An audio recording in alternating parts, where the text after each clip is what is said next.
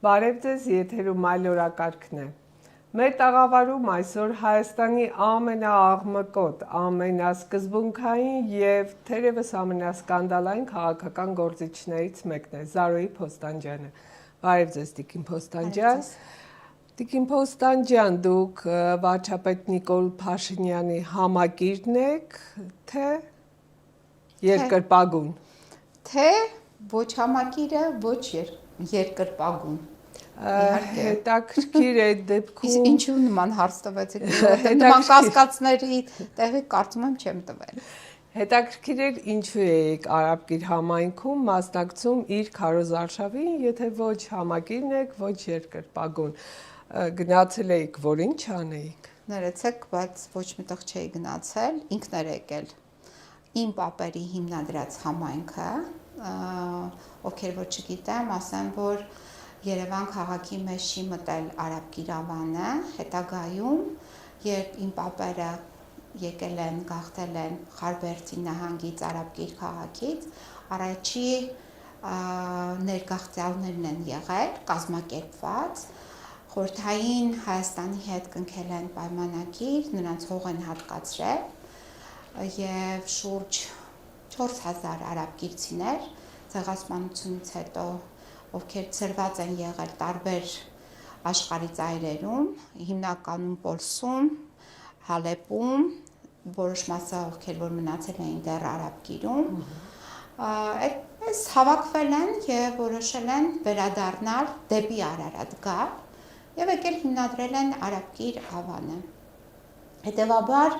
եւ ասեմ, որ իմ հայրական տունը 1925 թվականին է կառուցվել իմ պապայիս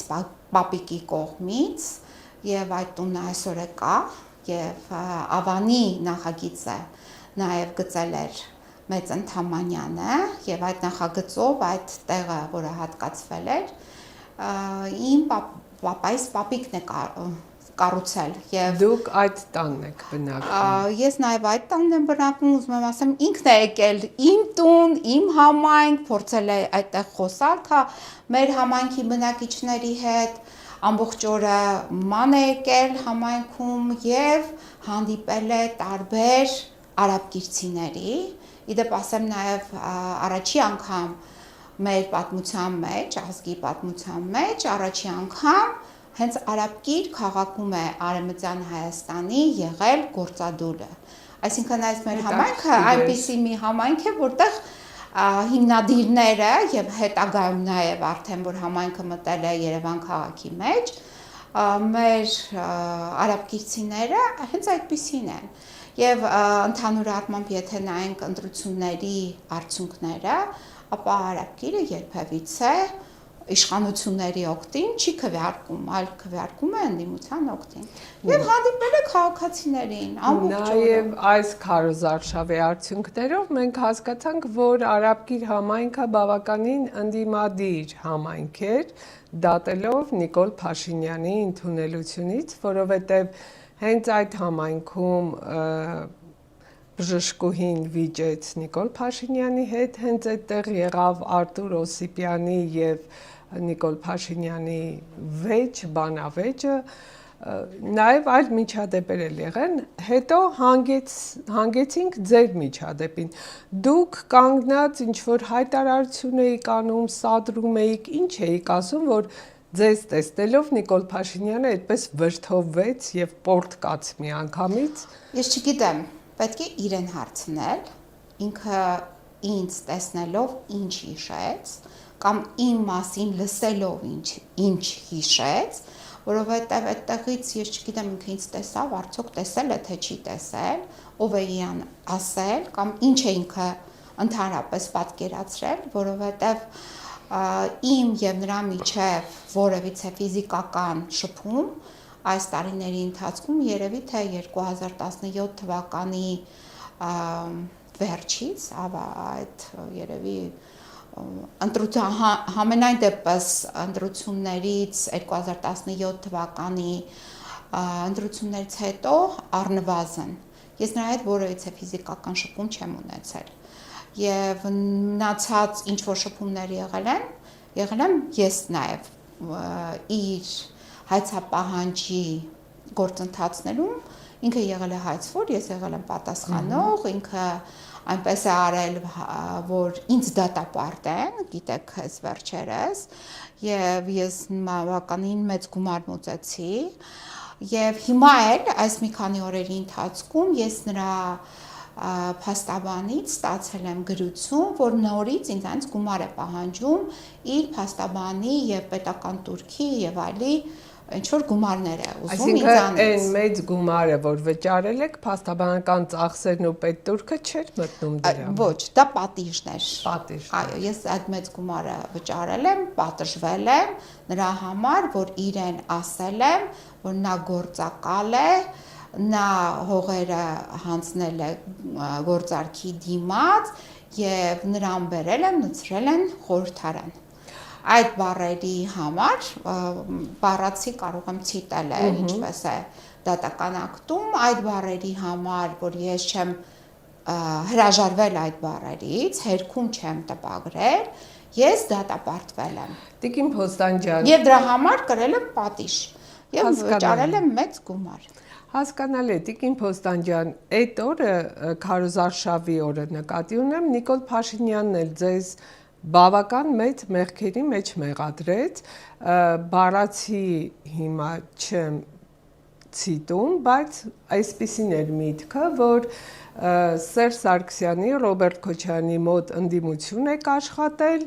դուք եւ Ռաֆի Հովհաննիսյանը գումար եք վերցրել իրենցից, որպեսզի ժողովրդին մոլորեցնեք։ Հիմա դուք պատրաստվում եք դատի տալ Նիկոլ Փաշինյանին իր այդ հայտարարությունների համար։ Իհարկե, համապատասխան գործընթաց ուժի մեջ է։ Ես արդեն իսկ դիմել եմ ոչ միայն դա է ասել, ինձ նաև այս պահի դրությամբ ես նրա քաղաքական մրցակիցը չեմ, որևիցե քաղաքական ուժի ցուցակումներ գրաված չեմ մասնակցում այս ազգային ժողովի ընտրություններին, падգամավորի տեխնացու չեմ եւ ոչ վարչապետի տեխնացու եմ, հետեւաբար նրա խոսքերը չեն տեղավորվում քաղաքական բանավեճի այն թույլատրելի շեմը անցնելու կամ ավելի սուր բառերով արտահայտվելու այդ ձևակերպումների եւ բանաձևի մեջ այդ ամենը չի տեղավորվում, բացի այդ ես այս պահին իրականացնում եմ իմ շատ սիրելի մասնագիտական գործունեությունը։ Ես այժմ զբաղվում եմ իրավապաշտպան եւ փաստաբանական գործունեությամբ։ Ինչի համար նույնպես մեղադրվեցի։ Այո, ինչի համար նույնպես մեղադրվեցի, այդ թվում այդ մեղադրանքը հիշատակվեց 2 անգամ եւ ես հիմա որ փորձում եմ, ես չեմ լսել ինքը ինչ է ասել։ Այսինքն այդ պահին չեք լսել։ Ես չգիտեի, որ նույնիսկ ինքը ինչ է խոսել։ Ես հետագայում եմ իմացել բավականին անց, որ նա անդրադարձ է կատարել, ինչ որ մարդիկ լսել էին ուղիղ եթերներով, ես չեմ իմացել ինքը ինչ է խոսել ընդհանրապես։ Եվ երբ ես լսեցի, թե նա ինչ է խոսում, այսինքն իր նաև արտահայտությունները եւ խոսքերը եւ բղավոցը, եւ նաեւ անդրադարձը Գյումրիի քաղաքապետ Վարդան Ղուկասյանին, նաեւ հասկացա, որ պատկերացրեք ինքը ասոցացրել է այս ամենը, ես իրեն իհարկե բավականին անհանգստություն եւ մտահոգություններ եմ պատճառել, լինելով փաստաբան, այսինքն եթե նախորդների դեպքում ես չեմ եղել նաև տեխնացու, այսինքն որոշումներ կայացնելու հնարավորություն ես չեմ ունեցել, որպեսզի տանեի դնեի ինչ-որ մեկի մեր ժողովրդի հաղթանակը ինչ-որ մեկի ոտքերի տակ, նույնիսկ ես այդ տեխնացուն չեմ եղել։ Ինքը հիշատակում է 96 թվականը, 2000 Այո, ես եկել եմ քաղաքականություն 2007 թվականից։ Այս թվականին եմ մուտք գործել քաղաքականություն, ակտիվ քաղաքականություն։ Իհարկե ես ապա քաղաքական մարդ չեմ, քանի որ փաստաբան եմ, իրավաբան եմ, ամեն ինչ, այսինքն այդ թվում նաև քաղաքական գործընթացներն են, սերտորեն կապված եղել նաև փաստաբանական գործունեության հետ։ Ես ամեն ինչից տեղյակ եմ եղել, բայց այնուամենայնիվ քաղաքականության մեջ ներգրավվել եմ ընդամենը 2007 թվականին, հետևաբար այդ բոլոր մեղադրանքները եւ հայտարարություններ, այն էլ այնպիսի գործընթացներ, ինչպիսիք են նախագահական ընտրությունները, ես ներգրաված երբևիցե չեմ եղել։ Եվ հետո ինքը անդրադարձ է կատարում իմ փաստաբանական գործունեությանը։ Ես հիմա հասկանում եմ ինչու է նա այդպես ցավոտ տարել նաև իմ փաստաբանական գործունեությունը, որովհետև այս ընթացքում ես դիմել եմ բազմաթիվ միջազգային կառույցներին, այդ թվում նաև Մարդու իրավունքների Եվրոպական դատարան, այդ բոլորի նաև պատասխանները գալիս են ի վերջո կառավարություն է իրեն պատճառ։ Այո, իսկ գլխավոր մտավախությունը, վախը, անհանգստությունը, հողը ոտքի տակից փախնելը, դա գիտեք ինչով է պայմանավորված։ Ինչով։ Գյումրի 2 սցենարը։ Այո, այսինքն այդ օրը, որ ինքը այդքան մարդ է թվարկում, խոսում, ասում եւ նաեւ անդրադարձ է կատարում Գյումրիի քաղաքապետ Վարդան Ղուկասյանին եւ նրա իրավունքների պաշտպանությանը, ապա ես հասկացա, որ նաեւ դա գիտեք, ինքը համապատրաստից եւ բավականին իրավիճակային է արձագանքում, այսինքն իր բղավոցը, երբ իրեն տեսնում ես, հատկապես որ իրեն ճանաչում ես, հատկապես որ տեսել ես նրան նյարդային եւ տագնապային վիճակում, էքստրեմալ պայմաններում եւ իհարկե փակ տարածությունում, այսինքն այնպիսի տպավորություն էր, որ ինքը այլևս բանտախցում է եւ բղավում է, որովհետեւ այդ օրվա նաեւ այն տեսարանները, որ ես տեսա եթերներով տիկնոջ հետ, բժշկուհու հետ այդ խոսակցությունը, ապա նաև երբ բժշկուհին արդեն ուզում է հեռանալ նրան հետևից թևից քաշել, այսինքն ես այդ տեսարանները իր մասնակցությամբ տեսել եմ փակ տարածության մեջ եւ հետո այդ ամեն ինչը այդ օրվա այսպես ասենք այդ կուլմինացիան, եզրափակիչ մասը, մեկը տեսնում ես արդեն մեկ այլ եթերով, տեսնում ես արդեն քեզ է անդրադարձ կատարել։ Միգուցե, չգիտեմ, ես չեմ կարող ասել, այդ օրը ինքը շատ ծանր է տարել եւ արաբկիր համայնքի բնակիչների հետ հանդիպումն է շատ ծանր տարել եւ նաեւ, այսինքն այդ օրվա բոլոր ապրումները իրեն արդեն հուշել են մեկը արդեն Գյումրի 2 է։ Տիկին Փոստանջյան, դուք հիշատակեցիք բանտախցում Նիկոլ Փաշինյանի եղած շրջանը, այդ միջադեպից հետո շատերը խոսեցին, որ առաջին մարտն եք եղել, որ գիշերով արագ կոշտ քրեակատարողական հիմնարկում այցելել եք, երբ որ հերթական հայտարարությունն է արել Նիկոլ Փաշինյանը, թե իրեն սպանում են։ Գուցե բանտախցում իրապես իրավիճակներ են եղել, որին դուք ականատես եք եղել եւ ինքը գիտի այդ մասին ու իրեն անհարմարություն է պատճառում դա։ Դեք եղել են այդպիսի բաներ։ Իհարկե, երբ նայեք, ես տարբեր պաշտպանյալներ եմ ունեցել եւ ունեմ, իհարկե բանտախուցը եւ բանտային պայմանները եւ մեր քրեակատարողական հիմնարկները այնպիսի պայմաններում են գործում, որ տղամարդկանց, ովքեր որ թույլ են, ամեն մեկը չի կարող այդ պայմաններում դիմանալ։ Եվ բռնաճնշումները կան, եւ համակեցության պայմանները իհարկե տարբեր տարիքի, տարբեր ոլորտի, տարբեր գաղափարների, տարբեր դաստիարակության, մշակույթի մարդիկ, տղամարդիկ, պատկերացնենք հավաքվում են միտեղ եւ պետք է իրար հետ բնակվեն։ Դա բավականին բարդ է եւ դու պետք է ունենաս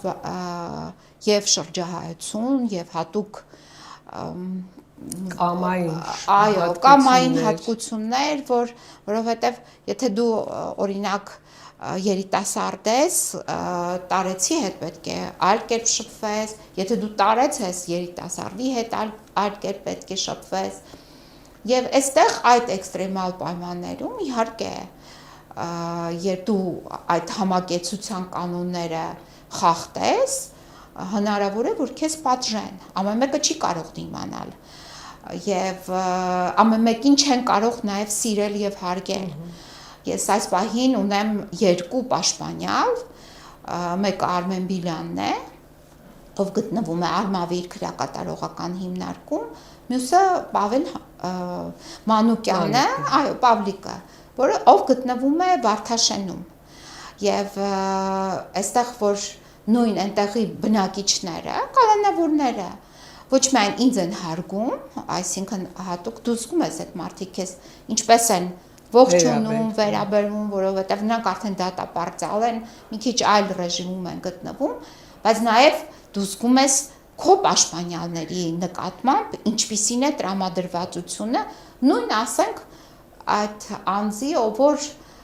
իրոք կրիմինալի ներկայացուցիչն է, ամեն դեպքում մարդ է։ Եվ այդ բոլոր մարդիկ, ովքեր նաև պատիժ են կրում եւ ճանաչվել են, այո, հանցագործներ, նրանք է ունեն այդ զգացումը, ում հարգեն, ում սիրեն, ում չհարգեն, ում չսիրեն։ Դա գիտեք, եւ այդ հարգանքը դու այդ միջավայրում նույնպես կարող ես եւ վաստակել եւ չվաստակել։ Հիմա եթե այդ համակեցության կանոնների մեջ դու չես վաստակել հարգանք, շատ դժվար է, այսինքն, տեսեք, նույն, այո, ադմինիստրացիան իր հերթին, իր լծակները ունի, ճշմարտ գործիքները ունի եւ այլն, բայց այնուամենայնիվ մարդիկ կարող են քեզ հարգել կամ չհարգել։ Եթե դու այնպիսի վիճակում ես հայտնվել, որ այլևս այնքան վախեր ունես, որ հետ գնաս կոշ քրեակատարողական հիմնարկում այն միջավայրը, որտեղ դու եղել ես մինչ դա քո համար այնպիսի պայմաններ է, որ դու այդտեղ չես կարող եւ միակ լուծումը դա քո այդտեղից տեղափոխվելն է այլ քրեակատարողական հիմնարկ, որն էլ տեղի ունեցավ Փաշինյանի հետ, նրան տեղափոխեցին Արթիկ, որտեղ նա այլևս շփում չունեցավ կալանավորների հետ։ Այսինքն մենք հասկանում ենք, որ ինչ-որ մի բան խախտված է եղել եւ այդ խախտված լինելու նաեւ պատճառով ինքը այ ոնց որ այդ պահը կրկնություն էր, երբ ես տեսա ինքնոջը ոնց է հետ, այո, որ քեզ թույլ չեն տալիս, որ դու գնաս, որովհետեւ ինքը ծայրահեղ էքստրեմալ վիճակում է, միջև իր լուծումը, իր ցանկալի լուծումը նա չկարողանար ձեռք բերել։ Եվ ես ստիպված էի մնայի, որովհետև ինձ էլ էր դժվար։ Ես իմ փոքրիկին, ում կերակրում էի կրծքով, կրծքի կաթերն ա ուտում, դուք պատկերացրեք կերակրող մայրերը ինձ կհասկանան, որ ժամեր շարունակ դու չկերակրես, կաթը քարանում է եւ երեխան է սոված եւ դու ինչ վիճակում ես։ Ես սպասեցի մինչեւ առավոտ, մինչեւ հարցերը ստացան լուծումներ եւ իհարկե նոր այդ ժամանակ լքեցի եւ ինքը տեղափոխվեց ավելի ապահով վայր եւ կարողացավ մինչեւ համաներում կիրառելը ապահով վայրում գտնվել եւ համաներումից հետո դուրս եկավ եւ ընդգրկվեց Հայաստանի Հանրապետության ազգային ժողովում որպես ՀԱԿ խմբակցության պատգամավոր։ Եվ այդ դրանից հետո արդեն ես տեսա, թե ինչպիսին է նրա քաղաքական վարքագիծը, այսինքն դա այդ ժամանակ նա քաղաքական կարգավիճակ որպես պատգամավոր չի ունեցել եւ առաջի իր մուտքը քաղաքական այդ կարգավիճակով եղել է 2012 թվականին։ Մինչ Նիկոլ Փաշինյանի քաղաքական վարքագծին անդրադարձը, ես հիշեցի, որ 2018 թվականին էլ, երբ որ հեղափոխությունն էր տեղի ունենում, դուք հեղափոխության համակիրներից էիք, փորձեցիք հարթակ բարձրանալ Նիկոլ Փաշինյանին կարծես թե տարել էին մի քանի ժամով, ձերբակալել էին, ինչ որ իրավիճակ էր, որ ինքը ներկա չէր, Աննա Հակոբյանն էր հարթակում, շատ կոպիտ ձևով հրեց ձեզ աստիճաններից, խլեց բարձրախոսը ձեր ձեռքից, այսինքն Փաշինյանների ընտանիքը կարծես թե կանխակալ վերաբերմունք ունի ձեր նկատմամբ։ Տիկին Նելի ջան, մի փոքր ուղում անեմ։ Այդ օրը, որ դուք հիշատակում եք, դա 2018 թվականի ապրիլի 22-ն է։ Նա սկսել է քայլել Գյումրիից ապրիլի 1-ից։ 10 օր քայլեց, եկավ սկզբից որտեղ նա հանգրվանեց, այդ օրը գիշերը օպերայի այս մյուս հատվածում Ֆրանսիայի հրապարակ այդտեղ մի քանի հոգի մարդ էր գիշերը, ոստիկանները եկան, իրեն տրամադրեցին տակ ինչ որ հագուստ չէր, ադյալներ էին երևի, հա, ինչ որ վերմակատիպի ինչ որ բաներ էին եւ վառարան։ Եվ այնտեղ ինքը գիշերը կարողացավ գիշերի, մարդ չկար, այսինքն հեղափոխության համար, իսկ մինչ այդ ես մի քանի անգամ եմ շրջել Հայաստանի բոլոր տարածքներով, գյուղերով, քաղաքներով եւ մեր հասարակությունը այնպես չէ որ պատրաստ էր ինչ որ հեղափոխության։ Այսինքն եկեք չասենք, որ հեղափոխություն է եղել, ես եղել եմ հեղափոխության համակիրը։ Ես մշտապես կողմնակից եմ եղել, ոչ թե անձանց մերժման, համակարգը պետք է փոխվեր եւ մենք ունենայինք այնպիսի ճկուն քաղաքական համակարգ, որը իր մեջից առնվազն գոնե որոշակի զտումներով կբերեր ամենապատրաստվածին, թող ամենան չլիներ, բայց առնվազն նվազագույն պատրաստվածին, ով որ կարող էր իրականացնել մեր ազգային ծրագրերը եւ համակարգի խնդիրն է ես տեսնում, այլ ոչ թե անձանց, որովհետեւ տեսեք համակարգի մեջ փաստորեն այնպիսի համակարգ ստեղծվեց եւ սահմանադրություն ընդունվեց 2015 թվականին, որը նույնիսկ Նիկոլ Փաշինյանը ասում էր դա կեղծ օրակարգ է, հիշում եք։ Այսինքն քաղաքական առումով Նիկոլ Փաշինյանին հնարավորություն էր ընձեռնվում, որ ինքը օգտվեր այդ համակարգից եւ ինքը համակարգի դեմ չէր։ Ինքը իր հայտարարություններում ըստ էության կողմ էր համակարգը լինել, բայց այդ համակարգը օգտագործվեր իր կողմից։ Եվ 18 թվականին, որ այդ օրը արդեն ամսի 22-ին, որ այն հայտնի հանդիպումը տեղի ունեցավ, դրանից հետո հասարակության լայն շերտերի համախմբման համար, այո, բողոքում էին քաղաքացիները, այնպես չի, որ չեն ցանկացել, որպեսզի Սերժ Սարգսյանը հեռանա, դա օրակարգային է եղել, եւ հենց ինքն է հայտնել, որ ինքը չի ընտրվելու, այսինքն դա եղել է օրակարգում, եւ օրակարգում նաեւ ինքը չպետք է առաջադրվեր, որպես վարչապետի թեկնածու Սերժ Սարգսյանը,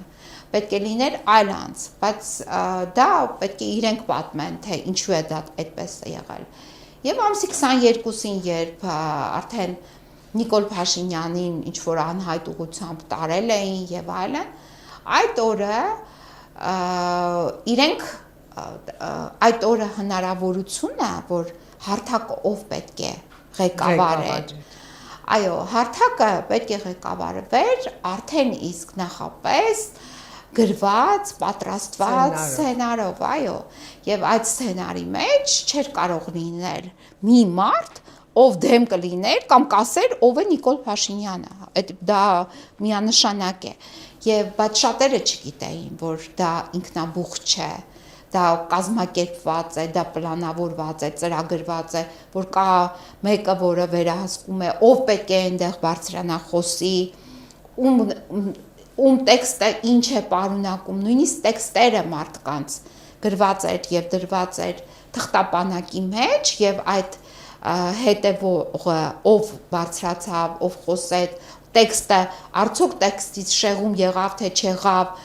այդ ամենի հսկող Աննա Հակոբյանն էր երևի թե դուք պետք է ունենաք կադրեր, վիդեոներ, թղթապանակը ում ձեռքում է։ Եվ այն մարդիկ, ովքեր որ տեղյակ չէին, որ Զարուհին չի կարող այնտեղ լինել, եւ այդ ամեն ինչը նախապես ծրագրված է, գրված է տեքստերով, անուններով, ելույթ ունեցողներով, ովքեր պետք է լինեն։ Այդ ովքեր որ տեղյակ չէին, ինձ թույլ տվեցին, ես էլ իհարկե նաև ցանկություն ունեի, ասեի ինչի համար պետք է մենք, ինչ քայլեր պետք է անենք սրանից հետո։ Մեր խնդիրը ոչ թե անձն է, այլ համակարգն է եւ այլն, որի վերաբերյալ Աննա Հակոբյանը արդեն ինքն է բարձաբանում տալիս, թե ինչ էր ուզում ասել Զարուհին։ Եվ ես ինձ հնարավորություն է ընձեռում բարձրանալ այնտեղ, նույնիսկ միկրոֆոնն են ինձ տալիս,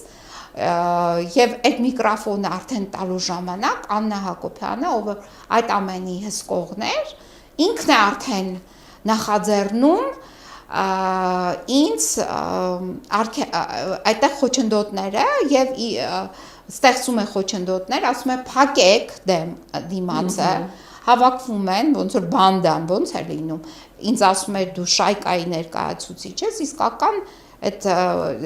բառերը պետք է այլ տեղ ուղղել, փակում են իմ դեմը, Աննան ասում է վերցրեք միկրոֆոնը, երևի կարող է լինեն ինչ որ միտեղ պահպանված նաև այդ վիդեոները, ինքը անձամբ է իմ ձեռքից խլում եւ վիրավորում է նաև իմ մատը եղունգով, որպեսզի ես կարողանամ բացեմ ձեռքս, որ ինքը վերցնի, այո։ Հետո դրանից հետո ինքը խոսում է, ասում է, որ Զարուհի Փոստանջյանը ասել է, որ Նիկոլ Փաշինյանը ծախված է։ Հետո ասում է, որ մենք սիրում ենք Արցախը, արցախցիներին, այսինքն մենք դրանից առաջ անցել էինք նաև 2016 թվականը, եկեք չմոռանանք։ 16 թվականին Սասնա Ծռերի ապստամբության օրերին իրեն բերում են, չէ՞, այնտեղ բեմում էինք։ Եվ այս ամենը իմանալով, որ նաև Արցախի հարց կա եւ այլն, ինձ համար հասկանալի էր ինչ է տեղի ունենում, որովհետեւ դա հնարավոր չէ, որ դու շրջես, քեզ թույլ տան, որ դու կարողանաս Գյումրիից գաս Երևան եւ իշխանություն վերցնես եւ բացի այդ նաև որևիցե կերպ նա չէր կարող լինել, որ ոչ մի պայմաններում թեկնածու, եթե չկար նաև համաշխարհային կենտրոնների պայմանավորվածությունները եւ որոշումները, սա միանշանակ կարող եմ ասել։ Հասկանալի է, Տիկին Փոստանջյան, կխնդրեմ ամփոփելով անդրադառնանք ներկայիս քարոզարշավին։ Հիմա ինչ է ուզում Նիկոլ Փաշինյանը։ Դուք ակնարկեցիք, որ իրական վախեր ունի Գյումրի 2-ի կրկնությունից։ Այդ պատճառով են արդյոք ձերբակալությունները տեղի ունենում հիմա կալանավորումները։ Արթուր Օսիպյանը մենք հիշում ենք, որ նա Արցախում հենց Նիկոլ Փաշինյանի գիծը առաջ տանողներից էր։ Կալանավորվեց, որովհետև իր երեսին որոշ ճշմարտություններ ասեց կամ իր ընկալած ճշմարտություններն ասաց։ Կալանավորվեց Անդրանիկ Թևանյանը։ Հանուն արդարության խոստովան ենք, որ Անդրանիկ Թևանյանը այդ մասշտաբի քաղաքական գործիչը չէր, որի կալանավորումով հայաստանյան քաղաքական կյանքում շատ կարդինալ փոփոխություններ կլինեն։ Ինչ է ուզում հիմա, ինչ է անում։ Ծառուկյանի դիրքերն է թուլացնում, այսպիսով իր դիրքերն է ամրապնդում, ընդդիմության ինչ-որ մեսիջներ է տալիս, ինչ է ուզում։ Ես չգիտեմ, դուք նայել եք, ես մի հրապարակում էի արել, նաև մեր կուսակցությունն էր ոնց որ այդ հրապարակման հեղինակը, այդ հրապարակման մեջ իմ մոտ այնպիսի տպավորություն է, որ այդ ճանապարհորդող գործը հիշում եք, որ արդեն ընկնում է, անդադ նույն պատմությունն է, չէ՞ պատմում։ Հիմա որ իրեն նայում ենք, ինքը ոչինչ չի ասում, միայն նույն բառերը, ասում է, որ դու այդ մեկն ես, ասում է, որ ես էս եմ անելու, են եմ անելու, վերցնելու եմ, չգիտեմ, բանտարկելու եմ, ունեցվածքն եմ վերցնելու եւ այլն, բայց քաղաքացիների այդ ամենի պատասխանը հետեւյալն է. վերցնելու ես ում տաս Ալիևին, Քաղաքացիներին ինքը ասում է։ Հիմա բայց իրենք գիտեն, չէ՞ օրինակը։ Վերցրել է Արցախը, ում է տվել։ Փաստացի Արցախը 12000 քառակուսի կիլոմետր հողը իր ամբողջ վրայի անշարժ գույքով, եթե հիմա այդպիսի, այսինքն իմ համար դա հայրենիք է, դա անգնահատելի է, բայց հիմա եթե գնահատելով նայենք, քանի գործարան է Արցախում տվել Ալիևին, քանի գործարան, հանքեր, տներ, մշակույթի կենտրոններ, այսինքն այդ ամեն ինչը հիմա, չգիտեմ, մի քանի ինչ-որ տների մասին է խոսում, որ պետք է ծերանոցներ սարքի կամ ծերերի համար խնամքի կենտրոններ եւ այլն։ Հիմա իրենք պատրաստ են իրենց աշխատավարձներից, այն որ կուտակել են 8 տարի բավական է, գիտեք, դա շատ մեծ ժամանակահատված է, 8 տարվա մեջ իրենք հավաքել են 8 միլիարդ պարկ, ուր է գնացել այդ գումարը, այսինքն ինչ-որ մի տեղ նստած է այդ գումարը և այդ գումարի մենք շոշափելի, տեսանելի արդյունքները չեն կարող հիմա հիշատակել, օրինակ ինչ է կառուցվել, մի շատ կարևոր ինչ-որ գործարան 1 միլիարդով կառուցվել է արդյոք, ոչ մի բան չի կառուցվել, ճանապարհների ասֆալտը դա նույնիսկ ճանապարհ չէ, իսկ քանի ճանապարհ ենք թողել մեր գումարներով, դրանք բոլորը հաշվարկելի են, Ալիևին, որ գնում էին ստորագրում էին, դրանք բոլորը արժեք ունեն, հիմա ես իմ համար շատ, չգիտեմ, սրբությունները մեր թողել ենք, դրանք ես չեմ կարող գնահատել, որտեղ անգնահատելի է, բայց եթե մենք վերցնենք հիմա արժևորենք, 120,000 մարդու առնվազն, եթե ոչ 160, որովհետև Հադրութը Շուշին մինչև 2023 թվականը դատարկեցին, բայց մարդկանց ունեցվածքը բոլորը ունեն սեփականության վկայականներ, այսինքն դա հիմնարար իրավունք է, սեփականության իրավունքը, բայց դու այդ մարդկանց իրավունքը խախտել ես, պարտավոր էիր, երաշխավորն էիր, մենք մեր ընդունված փաստաթղթերով, որտեղ ինքը վարչապետ է այսօր, այս մեր պետության մեջ, ինքը պարտավոր էր երաշխավորը լինել, բայց չի արել, չի պաշտպանել արցախցիներին, ամեն մի ստորագրություն դնելուց հետո, ինքը պարտավոր էր հաշվետվություն ներկայացնել, չէ՞ որ ինքը ասում էր, որ ես Արցախի հարցի հետ կապված գալու եմ այստեղ Հայաստանի Հանրապետության հրապարակում ձեր հետ խորհրդակցելու եմ, գաղտնի ոչինչ չի լինելու, բայց պարզվեց գաղտնի ինչ-որ վերելակում բաներ են պայմանավորվել, պարզվեց, որ նոյեմբերի 7-ին հայտարարություն է ստորագրել, պարզվեց, որ Պրագայում ստորագրություն է դրվել, պարզվեց, որ էլի կարող է շատ բաներ պարզվի, այն ինչ-որ հայտարարվել է, այսինքն սա նշանակում է, որ Արցախի հետ կապված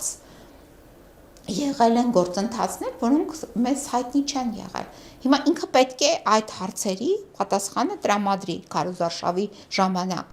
այն, որ ինչ-որ թոշակ է բարձրացրել 10,000 դրամով, դրան էլ մարդիկ չեն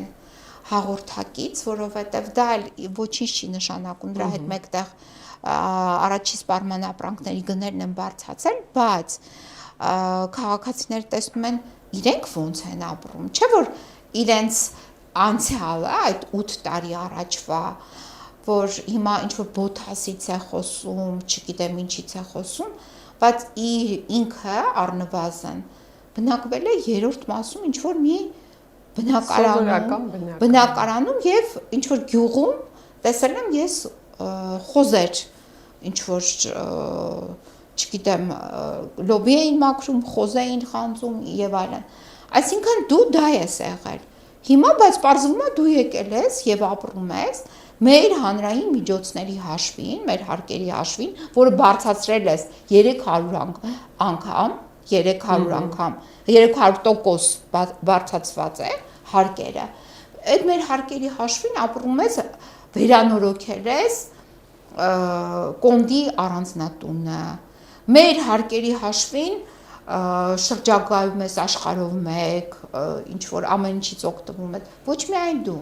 ամբողջ քո շրջապատից մի նախարար, որը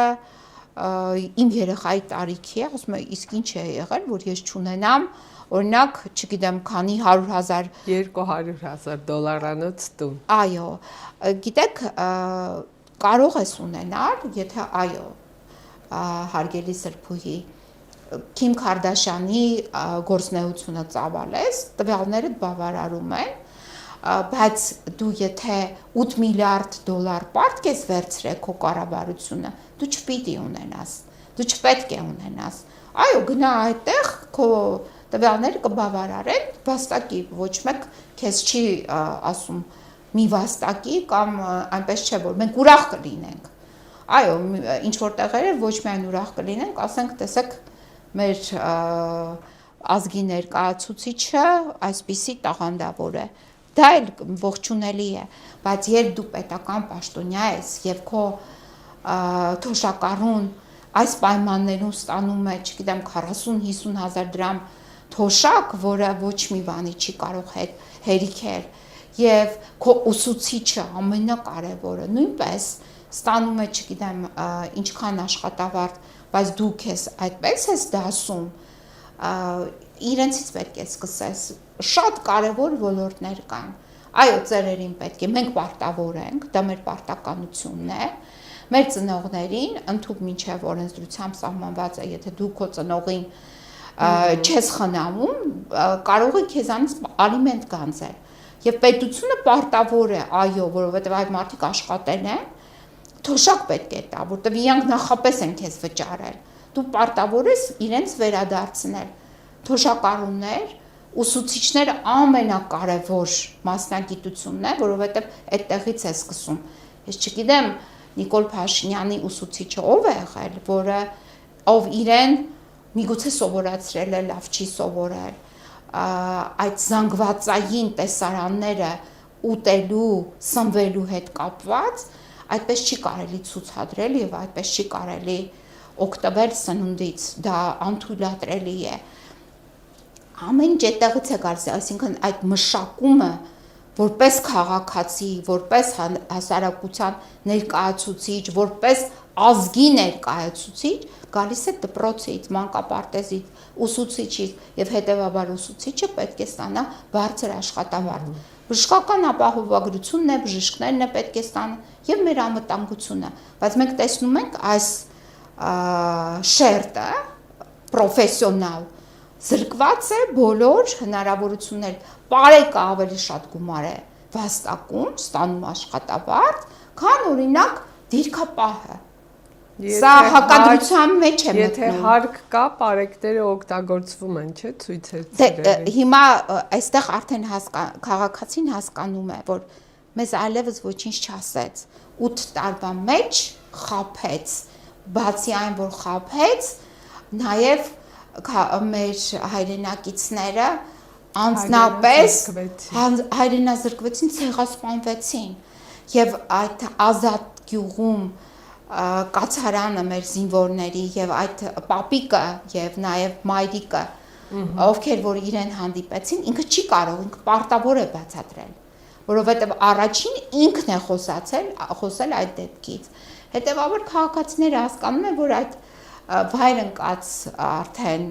ընկած գործի նման ինքը անդադ նույնը կրկնում է։ Եթե մեր հասարակությունը կարող էր բողոքել եւ հրաժարվել Սերժ Սարգսյանից, իրենից ինչ է որ չհրաժարվեն։ Եվ դա տեղի ունեցավ հենց Գյումրիում։ Այսինքն այդ ԿՊ-ի պարտությունը առաջին անգամ, որ տարբեր շերտեր, տարբեր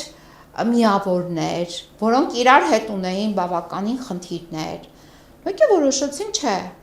մենք հիմա այս պահի դրությամբ հավաքվում ենք, այս որոշումը կայացնում ենք։ Հիմա մենք այս ընտրություններից առաջ այդ նախադրյալները ունենք, տեսնում եք։ Իհարկե ունենք,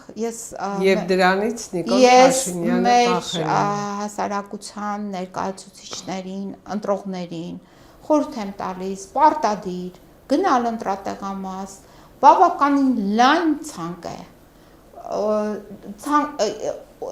բոլոր իրենց պահանջմունքները մեր քաղաքացիները կարող են ընտրել այդ ցանկից։ Գիտեք, կարող է հետագայում խաբեն, չի բացառվում,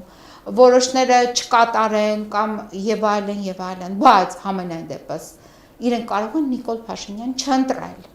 Եվ քանի որ այսօրվա կառուցվածքը պետական կառավարման այդպիսին է, այսինքն ուզենք թե չուզենք, այսպես ենք մենք փոխելու իշխանությունը եւ նաեւ դա քո պարտականությունն է։ Դու հարկ ես վճարում, դու հիմա գնա պարտականությունդ կատարի, պարտաճանաչ վճարում ես, չէ՞, հարկերը։ Գնա հիմա պարտաճանաչ պարտքդ կատարի ընտրություն։ Ընտրիր այդ ցուցակից ում ուզում ես, բայց Նիկոլ Փաշինյանը չպետք է ընտրես, որովհետև դու չես կարող ընտրել մի խումբ, որը դեմ է քո ազգային պատկանելությանը, որը քեզ չի պաշտպանել, դու ենթարկվել ես ցեղասպանության, որը քեզ տարել է պատերազմի, ասել է, որ